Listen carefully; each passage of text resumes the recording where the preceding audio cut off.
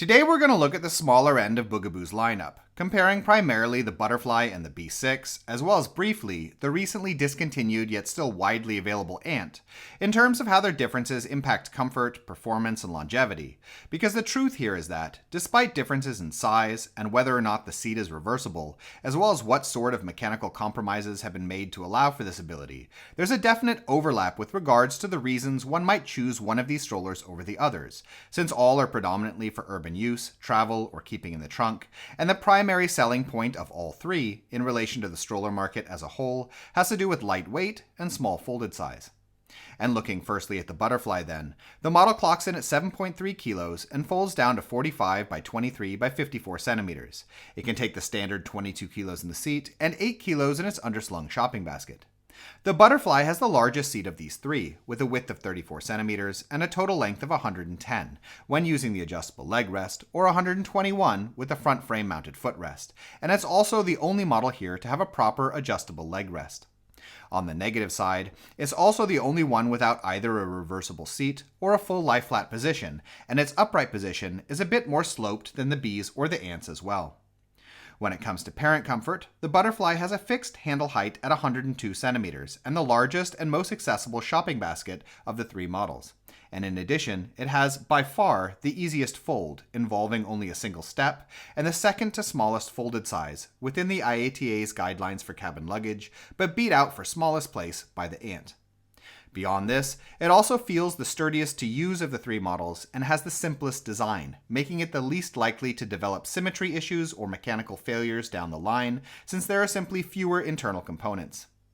Lastly, as far as driving is concerned, the Butterfly has inherited the Ant's somewhat smaller than average wheels and is really only comfortably functional in smoother urban environments, while stuff like cobblestones, gravel, or even poorly maintained sidewalks make for a pretty bumpy ride. Alright, moving on. The B is about 50% heavier at 10.5 kilos and folds down to a larger 90 by 47 by 36 centimeters. It can take a similar 22 kilos in the seat, but has only half the Butterfly's weight capacity in the shopping basket at 4 kilos.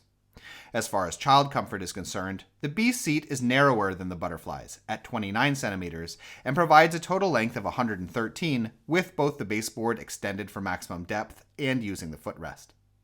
The B seat doesn't have an adjustable leg rest, having rather base and backboards built to expand telescopically, which provides leg support sufficient for children up until a year or so, while unfortunately after this, provides only leg or rather foot support in the forward-facing position via the front frame mounted footrest.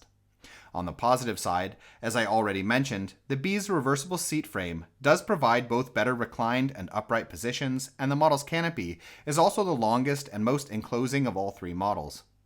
When it comes to parent comfort, the B6 has an extendable handle that's adjustable between 91 and 108 centimeters and a shopping basket that, while more or less acceptable in comparison to similar models on the wider market, is, as I already noted, smaller, less accessible, and weaker than the Butterfly's. The B's fold is also far more complex than the Butterfly's, involving many steps with both the seat frame and the chassis, and in my experience, is also unfortunately quite susceptible to getting hung up in several places, especially after it loosens up a bit. And the model's many hinges and connection points also make the B feel less durable and more rickety to use overall. Terrain-wise, the B's 6.3-inch wheels and better suspension do give it increased ability for tackling those same rougher patches of urban living that the Butterfly struggles with, though I would note that it's still no off-roader of course, and the looser build of the model overall makes for a fair degree of shaking in such conditions that will accelerate wear in the long run. Okay, last up then, I wanted to just briefly touch in with the Ant, which was discontinued last year, but which I still see widely available for purchase in a lot of places, where the basic idea was to provide a reversible seat on a cabin luggage acceptable chassis. The Ant has the smallest seat of all three models, with a backboard that expands telescopically like the B, and also, similarly, provides foot support only in the forward-facing position. All of these factors making it most usable then, in my opinion, for younger toddlers, preferably under 2 to 2.5.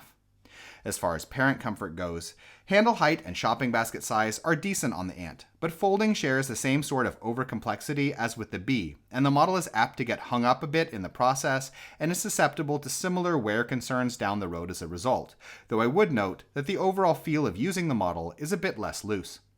And lastly, terrain-wise, the Ant performs pretty much identically to the Butterfly, with the only difference worth noting in my opinion being that the handle is looser and more fragile, which makes for a bit noisier and less durable feeling stroll.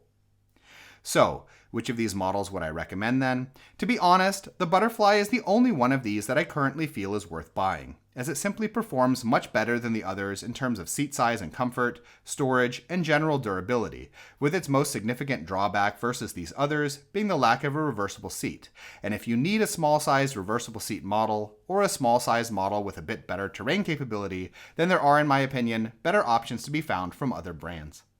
In any case, we hope you found this video interesting, and if you did, please subscribe, as this sort of support helps us to continue making videos in the future. If you'd like to know more about any of these models, we have standalone reviews for all of them that go into a lot more detail, and links have been added in the description. In addition, if you're currently shopping for a stroller, we have a buyer's guide on our Patreon page which lists a wide range of models that we recommend, with a lot of technical and lifestyle related information. You can find it by following the link in the description as well. Thank you.